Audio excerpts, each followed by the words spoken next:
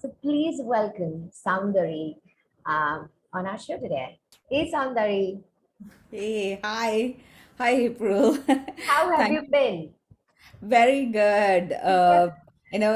Thanks for that generous introduction.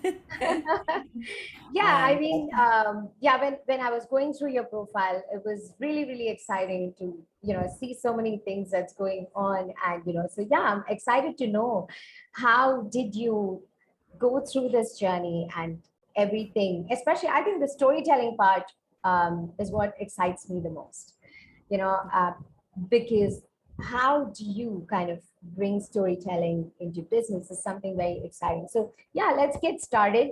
So, is there something that you want to tell us before we start? no, just want to thank Sainath and you, April, for inviting me. I remember my first conversation with Sainath. I feel it was maybe a year or so ago, but it could have been more. I feel Okay. like the calendar of 2020 and 21, really all the dates and months collapsed together, and I'm having difficulty unraveling them. I also end up normally talking about my work, but in a strong human kind of a context, it's a great opportunity for me to self introspect as well. So thank you so much. Wow, that is amazing. Yeah, I'm so excited to have you actually. So Sandri, can you share your journey so far and who has been your inspiration when it comes to your personal life and your professional life? Right. Um, they say that the mark of a lifelong learner is somebody who can learn from everybody that you meet. Right. So I do think that there is a lot of people that I need to be thankful to and inspired by. But it's also a lot of these small moments that happen in your life. So I remember when I was like 8 or 10, a friend of my appa visited us in Chennai from Delhi. And at that time, Delhi was this exotic place for me, Red Oh, Fort, okay. Rashtrapati Bhavan, Taj Mahal. I didn't even know where Taj Mahal was. Right. And None of us it did. was all up Everybody thought north. Yeah, it was everybody all up thought it north. was Delhi. Yeah, it was all up north. And he gave me his visiting card, and he had 10 degrees after his name. Wow. I was so awed by that. And after he left, I went to my appa and said, I want 10 degrees after my name. That didn't happen. It took only 3 degrees to know that learning is lifelong and you actually want to go beyond labels, definitions, titles, and look at what you bring as a person. So that was sort of the inspiration and learning number one. And Mm, if I can share a couple more quick incidents. So when I was 38, my kids, in a sort of reverse parenting way, took me to task and said, you keep pushing us to try new things. Why don't you learn swimming? It's a life skill. So I went there with my heart in my mouth to take private swimming lessons. My class was right after the class of a 6-month-old baby. And I can guarantee I screamed much more than she ever did.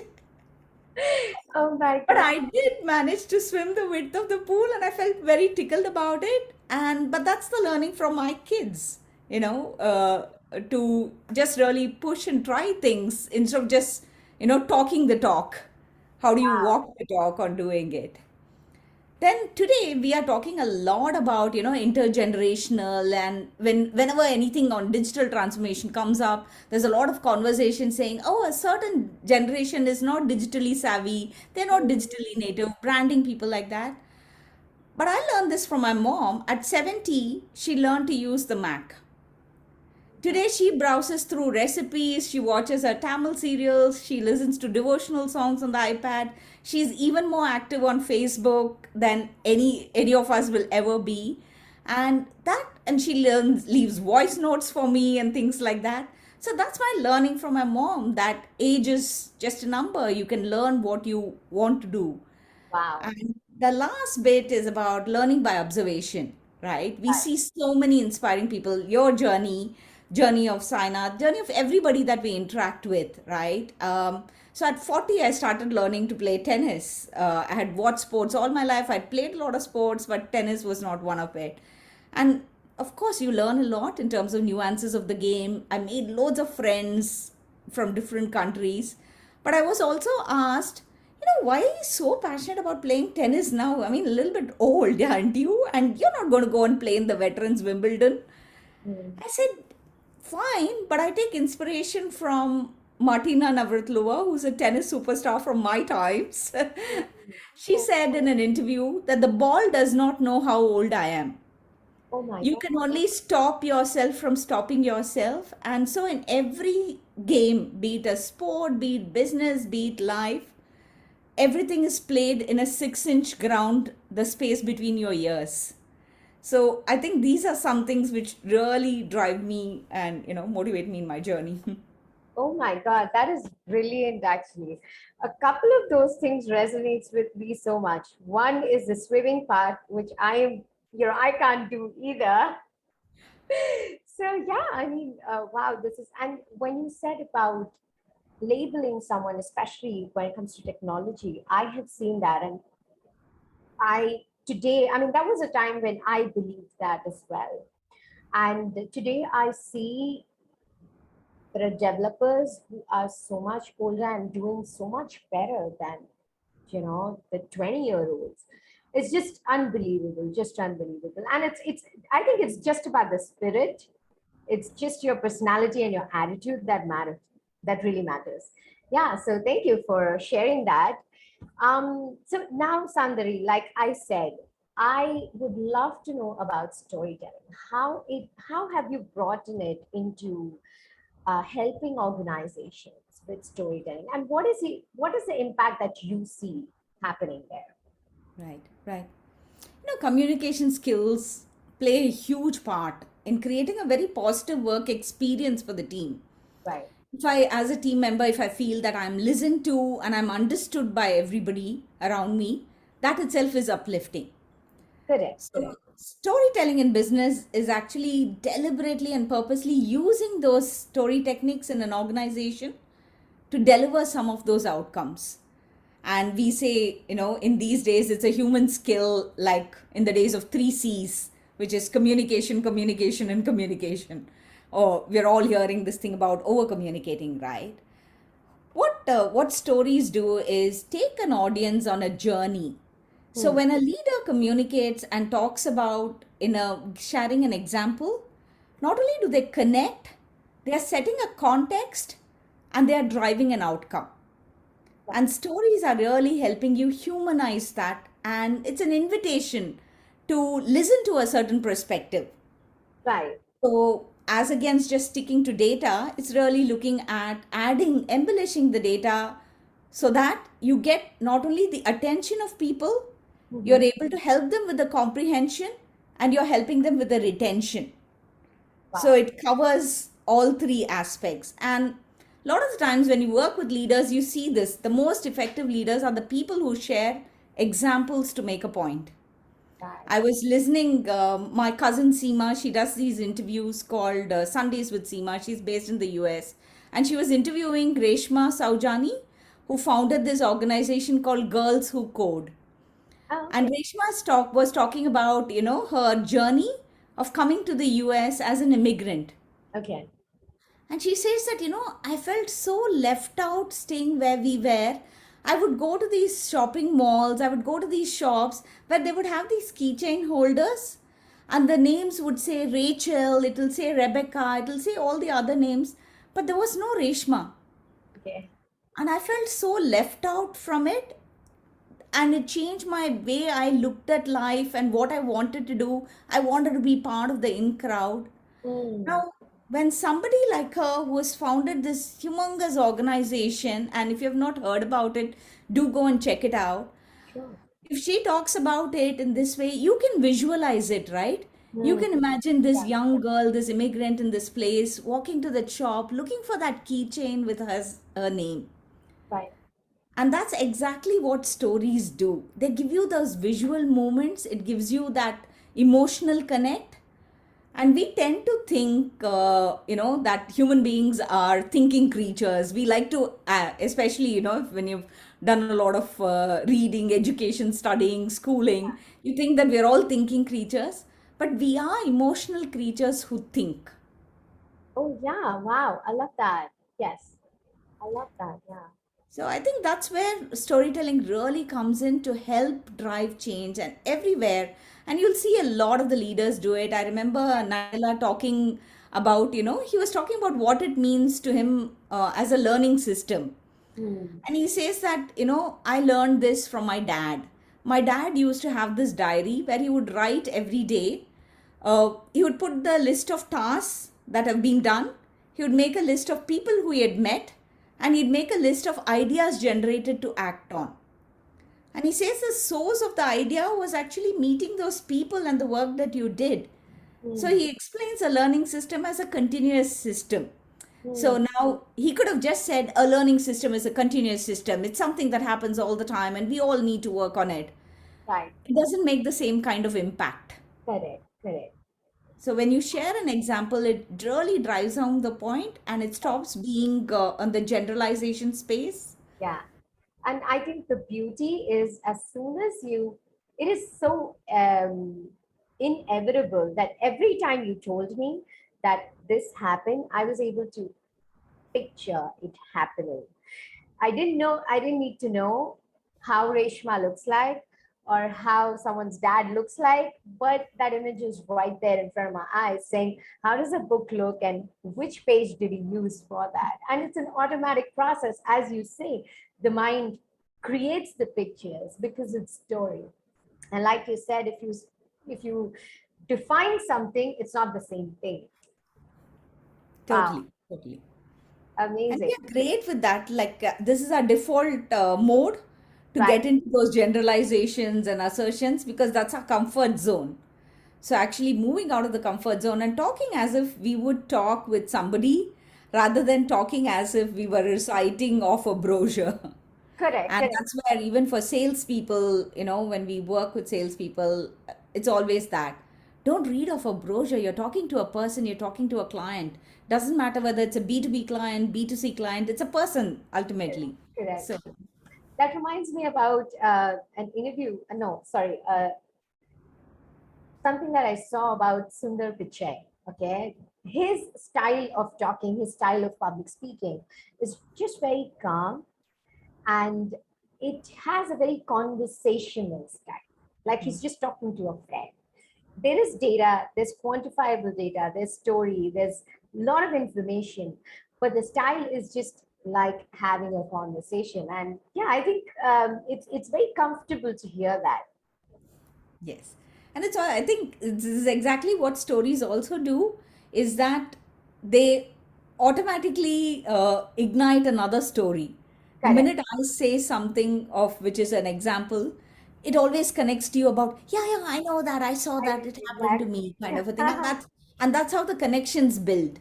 Right. Today, sitting where we are sitting, we haven't even met each other than on chat. You Right. build a connection and you feel that connection, and that's the trigger that stories do. Wow, amazing. I have some special questions from Saina. That's why I'm trying to fiddle with my phone. So, um, okay, what are you currently doing, Soundary? That's what Saina wants to know. Okay, so I'm a consultant. I work with clients on sales, on strategy, on organizational behavior. How can we lead better teams? How can we work together? This is something that I've been grappling. When I work with organizations, I've been obsessed about how do we bring ourselves to work? Mhm. What drives people, what brings them to life. So with every client that I work, it's more on the human side of things, on the behavioral side of things that I work with. That's one vertical. Like you mentioned already, I teach at a few universities and Right. I also mentor at a few organizations.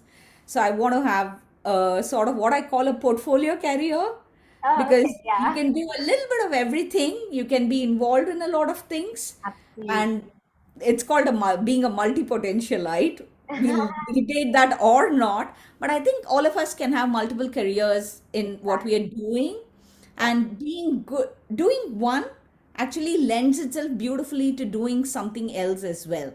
Right. And it makes you a better business owner, it makes you a better consultant. What you're learning in an organization helps you to be a better storyteller at the university, and so on and so forth. I think so, it's all beautifully tied in.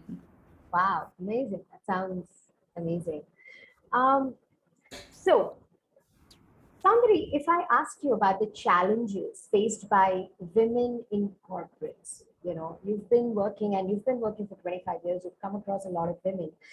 What about leadership and what about the general challenges that you think women are facing? Hmm, hmm, hmm. I think some of it, I will be honest and say that I've never faced a problem or I've never walked into a room thinking I'm the only woman in the room or anything else. That's never struck me. So that is not my experience. I'm not dismissing that thought. I'm just saying that that's not my experience. But Correct. I think some of the places where we see a lot of this is definitely in a very unconscious way in organizations. Hmm. And let me share an example. I was listening to this episode on Bloomberg Change Makers, Game Changers. Sorry, not Change Makers, Game Changers, where there's a script writer with Pixar, a script supervisor by the name of Jessica Haid. Okay. And she noticed a discrepancy between the male and female characters and speaking lines in the company's films. Oh, okay. So there was a research that was done by USC Annenberg Inclusion Initiative, where the research said 17% of 120 recent animated movies, only 17% featured a female character as lead. Oh, So I don't know if you watched the movie Cars. yeah, of course. Yeah. So can you guess what was the percentage of males talking in the movie Cars? Just take a guess at a percentage. 70%. It was 90%. Oh my God. All male characters, 90% speaking lines were male, only 10% female, which was car number three. Mm. So Jessica went and checked the data across all Pixar animation movies and it was stark. For instance, in Toy Story, the first one that came, there was only one mother character which was female. So, what happened as a result is when we see things like this growing up as kids, when we see things like this, we look at Lightning McQueen from the movie Cars. Maybe, okay, of course, we see car, but we also see an association to Owen Wilson and a white male. Hmm. So, we can only imagine talking cars, but we can't imagine NASCAR, female NASCAR drive racers. And Hmm. in fact, recently the F1 Formula One chief got into a little bit of a soup because he said in his near imaginable time, he can't visualize women racing drivers taking any center stage. This was just last week in the news. And maybe that's the reality. I'm not disputing it. I'm not pulling him down for saying it. Maybe that's the reality. He doesn't see the potential. And but this is what happens because people can't imagine it. So this work was really a penny drop moment for Pixar. Hmm. And Pixar used this to create diversity among its characters for its films and so that they can tell stories that also makes it look like the real world. Wow. Now, she took out the chart, she had the crafts to take the emotion out, she presented it to the executives so that the evidence was really staring at their Wow. face. Wow. So this is the power of actually describing it. Now, let's say you're working with another organization and you want to show how unconscious the bias can be about representation. Hmm. Hmm. This is a great example for you to use. A story which had data, which Yeah. was shared in context. There's a clear narrative, and it will cause people and organizations to move towards action. Wow. Brilliant. Wow. I mean, yeah, I'm so glad we came to this point. Yeah, this is And of terrific. course, we have a long way to go. So this is really not downplaying any of the importance of fighting for more diversity in the workplace, equal pay, and things like that. But having some of these things, questioning them, knowing them, really gives us the power to have a conversation. Right, right, right. And I think what is important is that the creators also did not really realize it. They did not do anything intentionally. There was nothing intentional about it. It just happened the way it happened. And and but once you know it, then you will start building characters for this specific reason. Then you're And able they to did. tie. And they did make a change in Toy Story 3 in terms of, as they build in. And I Correct. think this is the also the responsibility. How can you use your metal detector to uncover these buried stories and ideas Hmm. so that you can provide people with a framework, they Right. can flesh out and they can share, and you can really make a change. I think also Disney has made a lot of progress and change in terms of how it used to, portray the girls as the princesses and someone coming and rescuing them. And with the new era of stories that they're making, it's about the women taking care of themselves and, being absolutely self-sufficient. So I Totally. think that's also a change that has been quite noticeable, and I think people also understand and appreciate that it's one thing to be with someone, it's another thing to need someone to be with you. So yeah, Yeah. amazing. See, you said one story and then we are like we have so many stories going on at the same time. Yeah, perfect. So um what about how are you working in Middle East, India, and Hong Kong, somebody? What's going on with that? How did you land up in Hong Kong? Yeah. We sort of, I must say, outgrew the Middle East life. It's a very comfortable life. I had taken a break from work, and we were all in like this cushy, nice place. I made loads of friends. And I think in each of these places, when you go in, there's a lot of uncertainty. It's a new place. You Right. don't know the place, you don't know the people, you're settling down, you have a lot of, mess going on in your head, Correct. trying to figure things out. But once you settle in and get to know the community, get to know the people, build in that connections, then it makes it much easier to settle down. You also look at what is a community that's here? How can I contribute to that community? How can I be part of that community? Right. So you start looking at it, in a slightly more deeper way. Like we were in the Middle East for 5 years, and then we've been in Hong Kong now for 16 years. And I've always believed, in following your compass rather than your clock. Oh So I wow. took my breaks when I needed to take my breaks when I felt I needed to take the break, and I've always felt that, and this may be true for a lot of people. I discussed this recently in another group as well. I feel like my life has been, and I discussed this with my sister as well recently. So it's all the 50s thing that's going on in our head. We felt that life has been like, a river. So Oh. sometimes it's gone in a gush, sometimes it's climbed a hill, or like, it's flown over somewhere. Sometimes it has meandered and gone somewhere. Right. Sometimes it's gone underground, not to be seen, and then it's come back again. So it's really moved, meandered, taken the shape of the surroundings, looked at different terrains, overcome some obstacles. So Yeah. it has its own energy, ebbs and flows. Right. Right. And that happens in every place that you move to. We moved houses, we moved countries. You know, you're constantly also reinventing yourself. Like when I came to Hong Kong, I didn't have any corporate connection here at all. Okay. So networking became something really important for me to explore the place and find out what is possible here.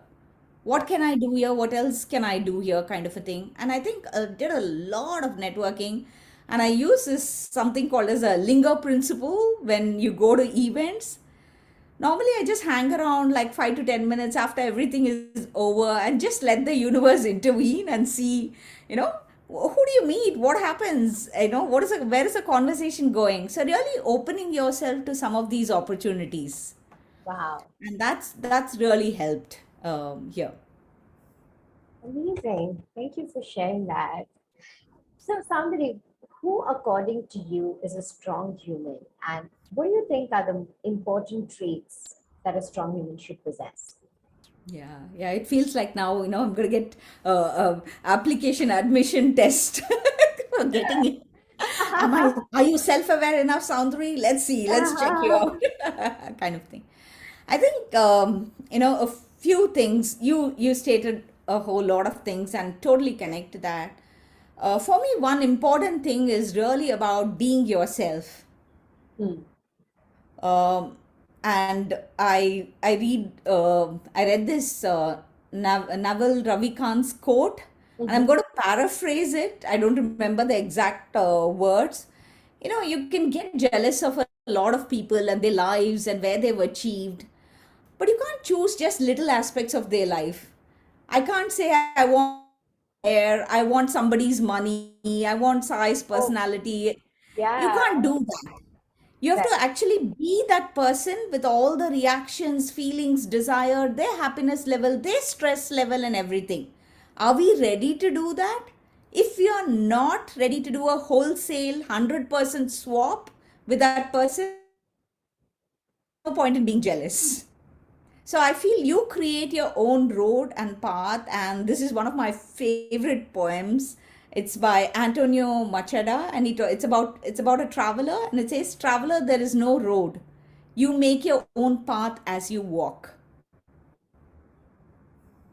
And I feel that's like the one characteristic of a strong woman. The second thing to my mind is about how are you seeding, farming, and pruning your mind, your brain, to have a better brain garden.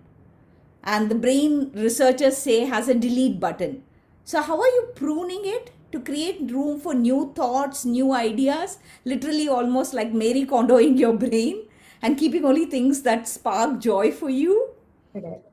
What are you feeding it? So Hmm. doing more of something that helps you build that skills. And Correct. I think something which is now so relevant for this day and age is, how well are you sleeping? Are you resting? Are you rejuvenating? I'm no wellness coach or mindfulness coach, but I think sleep is really undervalued as we run around our careers and our works and all that.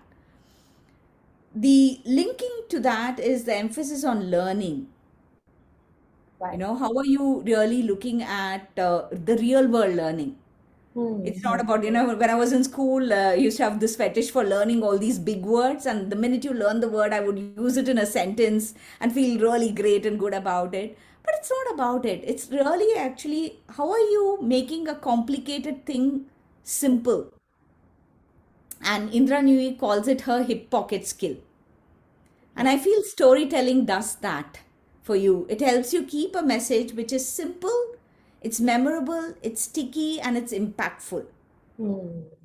And sometimes it could be just, that little bit of humor thrown in a very Right. self depreciating manner, and Right. it's there all over. So that's like, the second thing that I want to, just leave it there. I remember reading this Bloomberg Business Week article recently. There was a lot of discussion about now the abortion thing that's going on in the US. Right. So there was this lady, Elizabeth Stone, who is like probably in her 70s now, and she talks about unexpected pregnancy at 19, which she had to find a illegal route to abort. And then afterwards, when she was 30, she had her kids when she was ready for it. And she says that one of the Village Voice magazines or something came and interviewed her. And she said in that magazine something about, having a child is having your life walk outside you every day. Oh. And that quote became so popular. She said her Hallmark card wanted to print it, greeting cards were using it, and they paid her $10,000. She made money out of it. So Oh. she takes something which was such a life defining moment for her, and she brings in that self depreciating humor by saying that, you know, who are they paying this money to? It's somebody who had managed to have an abortion and managed to have a kid when she wanted to have a kid, and she's very happy to have the kids at that stage. So I think some of these realistic things that you can blend in into your life, that makes you a really strong human as you come out of it. The skill to accept who you are and then move on and acknowledge everything that life brings to you. Yeah, I mean, perfect. So, Sandri, what is the one skill that you love the most about yourself? Oh, this is getting totally into that self introspecting mode. Right. um, like the ability to spot opportunities and actually put my hand up every time. Hmm. Uh, I think intelligence is there everywhere, Right. but few people connect the dots and build those relationships. Not everybody does that. And I recently posted about a book that I read in my teenage years. It's a book called Palangal. It's in Tamil. It's written by this author called Shiva Shankari. Hmm. And the story takes the reader through three different generations. Oh, okay. So it's like, say my grandmom's generation, my mother's generation, and my generation kind of thing. And it explores how the culture, how the habits have changed over time, all Hmm. set from the mother's point of view, who's Okay. dealing with her mother and her daughter. Oh, okay. And Right. it was very vivid and real for me because I was living in a household like that at that time with three generations together. And as I was reading this Harvard Business Review article, which was about getting the best out of five generational workforce, I Yeah. was connecting that book. There were these two lines from that book which talked about, and I'll say it in Tamil and I'll translate it. It said, Tappu Kanakku, Tavarana Kanippu, which means wrong calculation and wrong estimation. And this is what today we are talking about, quiet quitting, checking out, setting boundaries. Everybody has their own view on it and it's all misunderstood. We need to Hmm. really go beyond labels, Hmm. question those assumptions, and adjust the lens so that we have that diversity of thought in the workplace. Now, I wrote about this. A friend of mine saw that post and he said, You know what? I know the author. Do you want to send me a voice note and I will share it with her? So Okay. I was super excited because it's an author that I've read and I really admire her. She's amazing writer. So I recorded a voice note and gave a context about where I brought the book in. And she sweetly sent me a note back and said, I'm so happy that you connected something to your work based on something that I wrote so long back. I'm very happy to know that you're there and you're like, still in touch with your language and culture and all that. And we chat now. And I Oh hope my when I go to God. India next, I hope to meet her as well. So I think some of these, we talked about connections and serendipity. I Yeah. think that's we all have these opportunities. Hmm. How do we take it to the next level? Whatever that next level is for us. It Hmm. doesn't have to be success defined only by some metrics or some position or something. How do we do that in a way which sparks joy for us? So I think that's something that I hope I'm doing a lot more of. Wow. This is perfect, actually. Oh, wow. By the way, I never thought you're a Tamilian. It's like because of Yeah, your the last surname name. is slightly Yeah. misleading. I am a Tamilian, so yeah. There we go. All right, so I am good with my question, Sandari. What is the message? If there is an important message that you would share with the viewers, what would that be? Yeah, I work in the future of work space as well. And I think that's where one of the things that I always say is that missions will always continue to get better. Mhm. We can only be better human beings. And the future of work is going to be all this cross sector collaboration, not competition. We Mm. tend to have that scarcity mindset, studying in schools, fighting for that rank, studying in colleges, fighting for that rank. But Right. how well can you collaborate? And work is going to be like this salsa dance, intricate dance across countries, across time zones, cultures, languages, technologies. So the person who's finding those creative ways to connect and work towards a common goal, the world is open to them. And I think that's what I want to, I think it's a great idea to take how you can bring humanity back to the workplace by connecting some of these human and power skills and not get stuck in our mind about just the hard skills. I Right. think a combination of these two, people who can manage to drive that are the ones who are going to lead the world. Wow. Such a beautiful and important message. Wow. A very strong message. Thank you so much for sharing that.